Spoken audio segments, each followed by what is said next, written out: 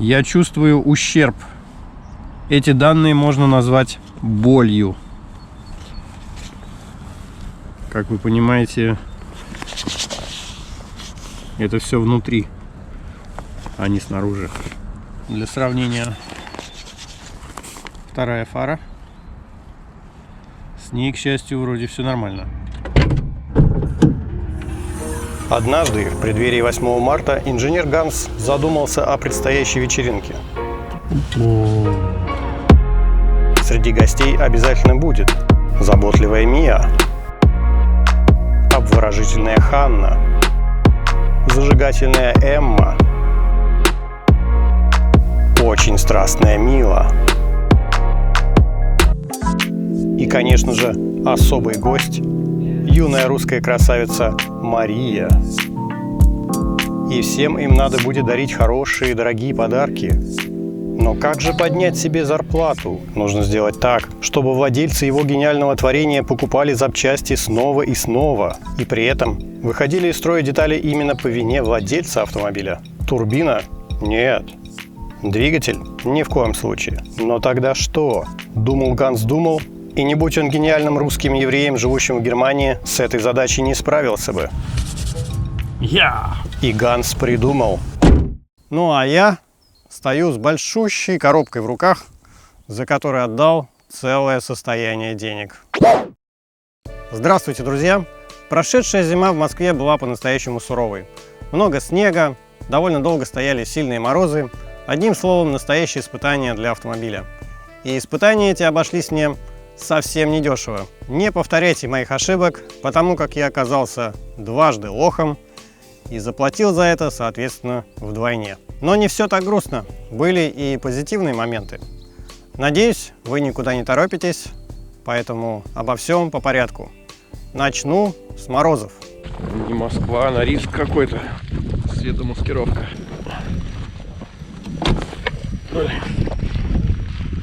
Пробраться в машину.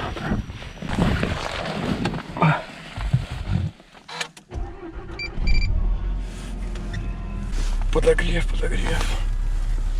Срочно подогрев. Продолжается испытание холодом.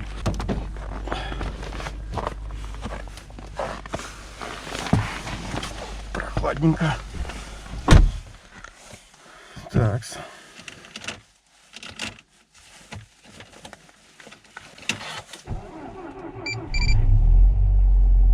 Тяжело, но без проблем. Даже регистратор работает. Ну что, с дисплеем все нормально, ничего не замерзает. В перчатках, конечно, ничего не получится. Пожалуйста. Ага. Омывающая жидкость куда-то испарилась. Хотя я ее доливал. Главное зеркала теперь проверить, откроются.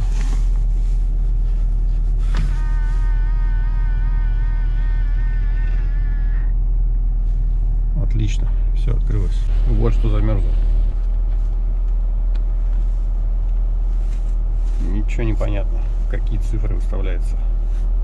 Так, замедленная реакция. И ручка прям туго крутится. Вот это вот замерзло, да. Но остальное все хорошо. Буквально 3 минуты, и из печки уже дует вполне себе теплый воздух. Так что в целом ничего. А вот двигатель не особо хочет прогреваться. Прям даже интересно, где-то тут была температура масла. Опа! Ничего вообще не нагрелось. А водители машины заботятся даже лучше, чем о самой себе. О!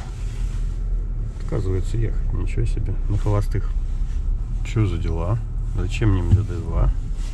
Мне не надо Д2. Поехали в ручном режиме тогда. Что за глюк коробки? Эта бяка, похоже, не счистится. И сделаю вот так. Оп. Должно оттаять. Так, ну что, поедешь или не поедешь? Переводим обратно в автомат.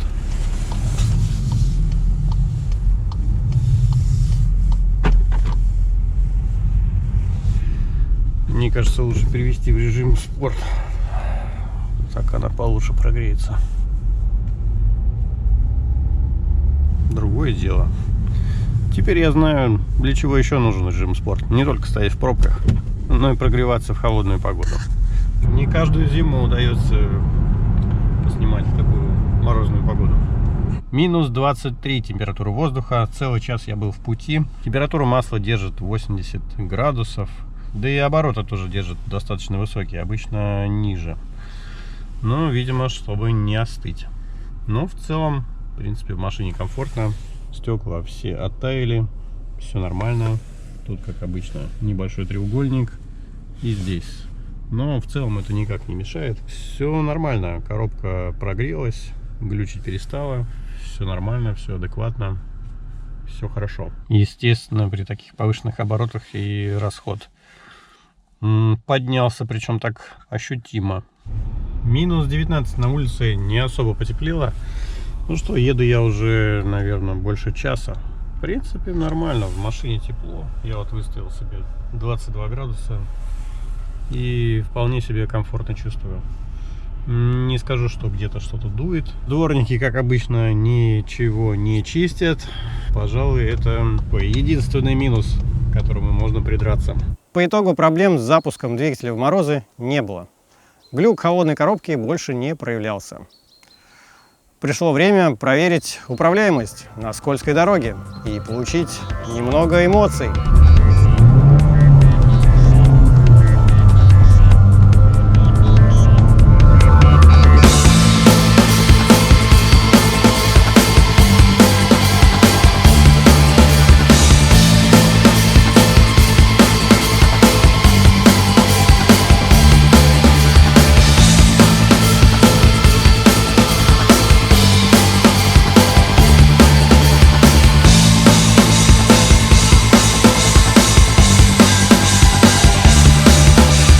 Да, это, конечно, все здорово, управляемость отличная, но в этом-то и был подвох.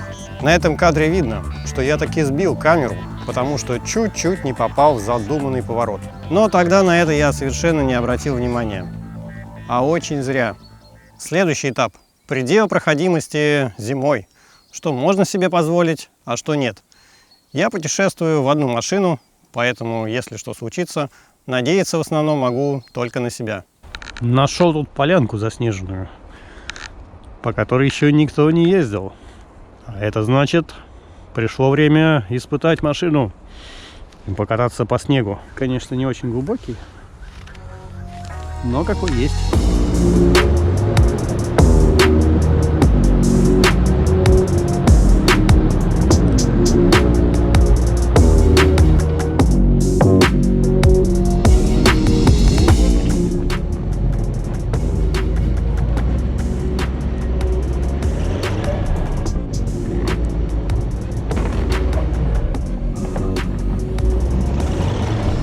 Снег оказался глубже, чем я предполагал. И я застрял. Ну да, тут, конечно, уже снега слишком много. Еще раз убеждаемся в том, что это кроссовер, а не внедорожник. Максимум, какой можно преодолеть снег, под бампер. А больше уже не проехать.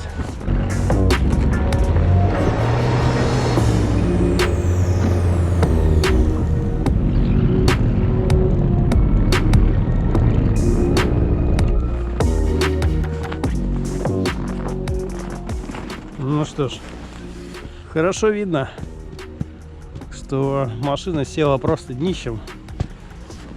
Хорошее днище такое, плоское. И все. И по снегу, естественно, не едет, прилипает. Поэтому по снегу ехать можно, но в пределах, так сказать, клиренса. Дальше уже не получится. Но это все-таки не трактор, и снег машину не сгребает. Хорошо виден переход между дозволенным снегом и недозволенным, буквально пару сантиметров, и все, и поездка заканчивается. Ну что ж, все, что проходит под днищем, никаких проблем. Пожалуйста, можно смело проезжать, но как только снег превышает ваш бампер, на этом веселье заканчивается. На этом я не успокоился, подумал, а вдруг в режиме грязь можно преодолеть значительно больше. Друзья, вы, конечно же, знаете, что Volkswagen имеет несколько режимов бездорожья. В принципе, как несколько? Режим грязь и режим снег. Меня всегда интересовал вопрос, а по глубокому снегу на каком режиме лучше ехать? На бездорожье или снег? Что нам гласит инструкция? Профиль движения снег позволяет улучшить сцепление с дорогой, покрытой льдом или снегом за счет дозированной передачи крутящего момента. Включаю режим снег. Больше ничего не делаю.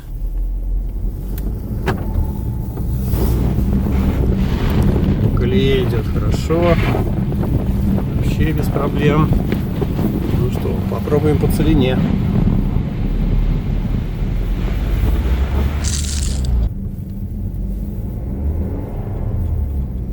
Явно пробуксы, но в целом двигаться можно. Попробую развернуться. А вот с разворотом уже проблема.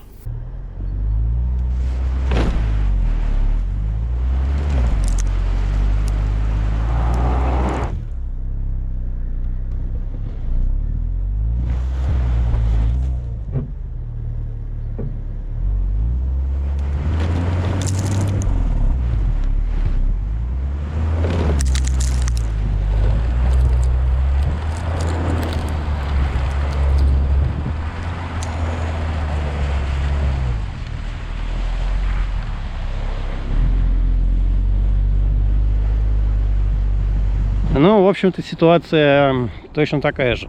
Снег достаточно глубокий.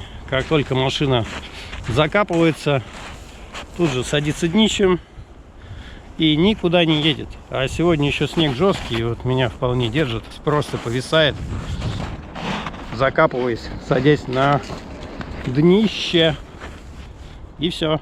На этом путешествие заканчивается. Развернуться у меня не получилось. Ну что, попробую. Так, еще и ошибка парковочного ассистента. Ну, началась. Попробую переключить режим бездорожья. И, наверное, съехать с колеи.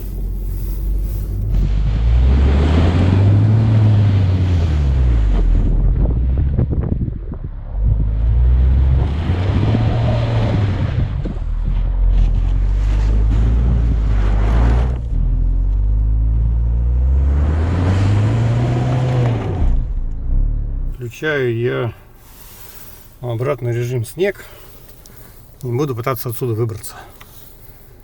Что-то да, в режиме грязь не очень получилось.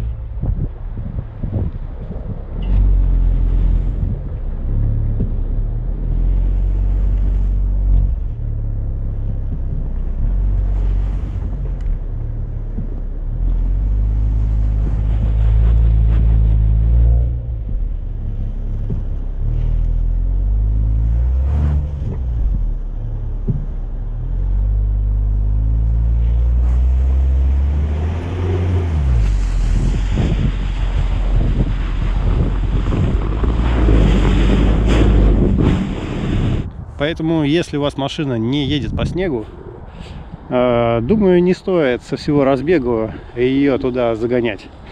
Это может закончиться особо сильно не начавшись.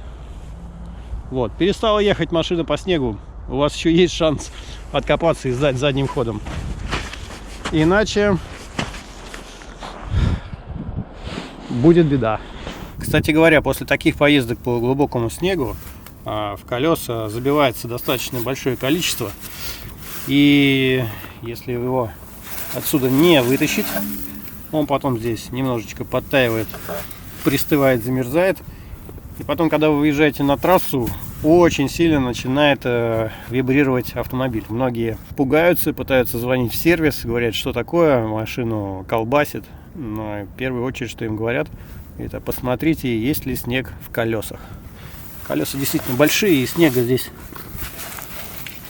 достаточно много. Я уже просто половину вытащил, но вообще колесо было полностью забито снегом.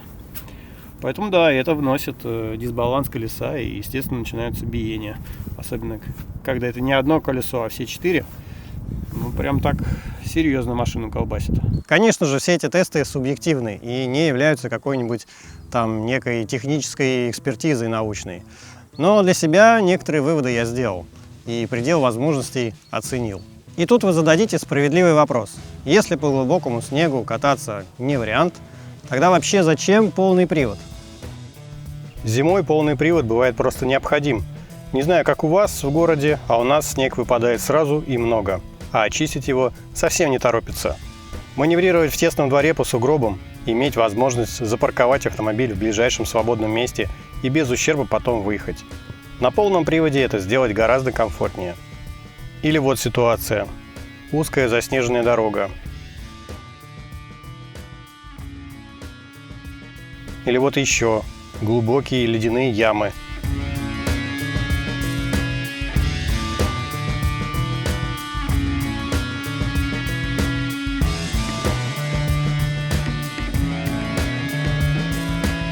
Так, про проходимость и полный привод рассказал. Самое время отправиться в путешествие. Чтобы уехать из загорода в еще более далекий загород, в Московской области построили ЦКАД. Задумка, конечно, хорошая, но реализация, как всегда. ЦКАД. Ехали мы и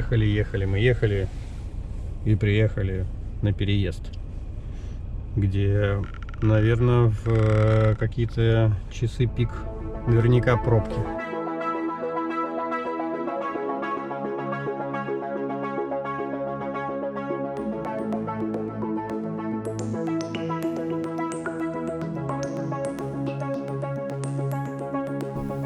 Наконец удалось вырваться на трассу. Несмотря на приличный снег на дороге, автомобиль себя чувствует вполне уверенно.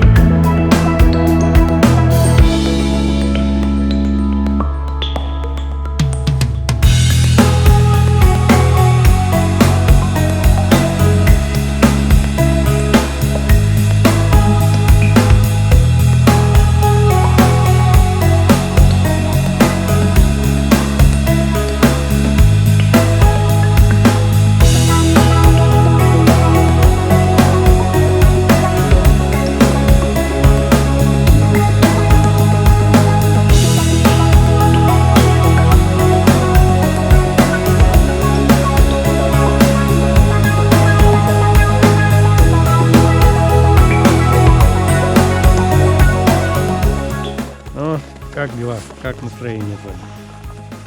Нормально? В деревне красотища, тишина, спокойствие, мороз трескучий, снега местами по пояс. Время затопить русскую печь, да приготовить пироги.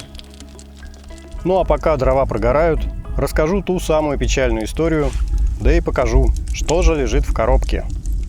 После всех моих испытаний появилась излишняя самоуверенность. Типа снежная каша, да фигня. Но под снегом бывает лед, которому все равно, какая у вас резина, ABS, ESP или там прочие электронные помощники. Разогнаться, да, можно легко и быстро, а вот затормозить нет. В итоге остановил меня сугроб. Твердый такой, ледяной. Вот такая неприятность приключилась. Да. Ох-охо. И немножко, по-моему, сместилась фара. Судя по всему.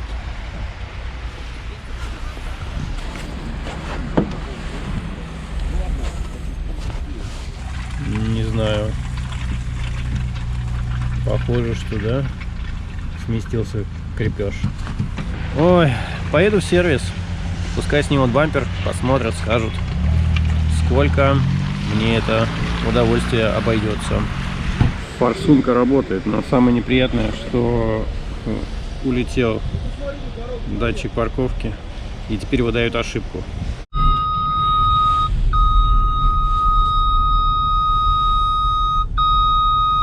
Ну вот такое музыкальное сопровождение теперь. Даже в этом есть позитивный момент. Я нашел, где это выключается.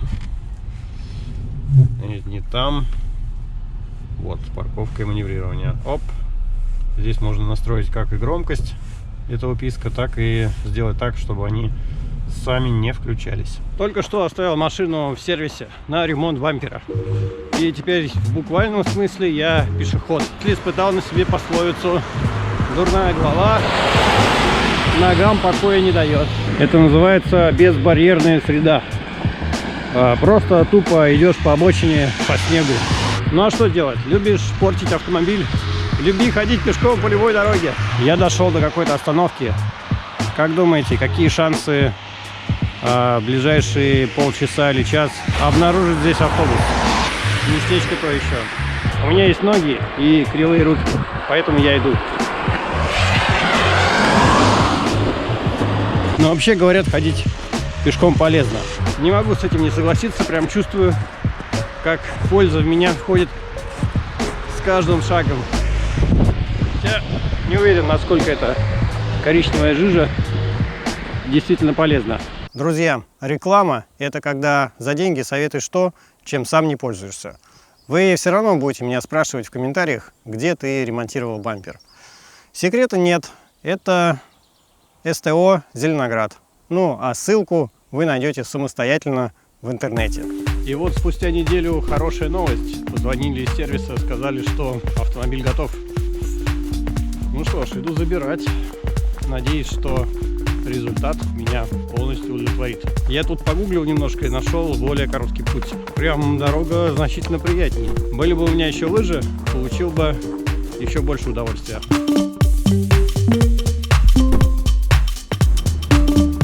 Ну что же, вполне достойный результат. Как будто ничего и не было. Все в цвет, все отлично. По крайней мере, я никаких отличий не вижу. Здесь тоже все починили. Парктроник в цвет. Стоит на месте.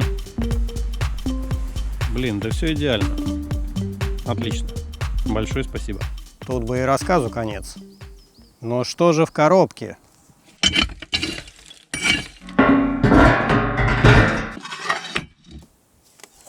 Я понял, почему немцы не летают в космос. Они делают фары. Вы посмотрите на эту фару. Это, блин, целая орбитальная станция. Знаете, как выглядит в 2021 году новая фара на УАЗ Хантер? Просто лампочка. И стоит она, как просто лампочка. А вот эта штука обошлась мне в космические 70 тысяч рублей. Однако наш Ганс оказался хитер. На фаре есть такие небольшие штуковины, ну, назовем их соски. Они полые внутри. Так вот, достаточно просто прижать где-то неаккуратно бампер, и этот сосок ломается. Либо полностью, либо частично. И это отказ в гарантии. Каска. Конечно же, у меня есть каска. И тут я оказался первый раз лох. Каска у меня с франшизой. И когда я предварительно посчитал сумму ремонта бампера, она оказалась равной как раз этой франшизы. Но я и подумал, что ну и не стоит заморачиваться тогда со всеми этими лишними бумагами, тратить там полдня. Второй раз лох. Не думал я, что наш Ганс окажется наш. И логику мою просек. Мол, я скажу, ну, сосок цел, приклеить можно? Можно. Герметика погуще и огонь. Держится мертво, почти как новое. Не получилось. И никто толком не может понять, почему не получилось. Фара все равно потеет и очень сильно потеет. В итоге я имею минус 70 тысяч рублей в своем бюджете. новую фару, старую потеющую фару, с которой, собственно, и не знаю, что делать. Может быть, ее разобрать или продать как есть, или отремонтировать сначала, а потом продать. В общем, любые ваши предложения оставляйте в комментариях, буду рад любому совету. Вернемся в деревню, так как пироги-то уже подоспели.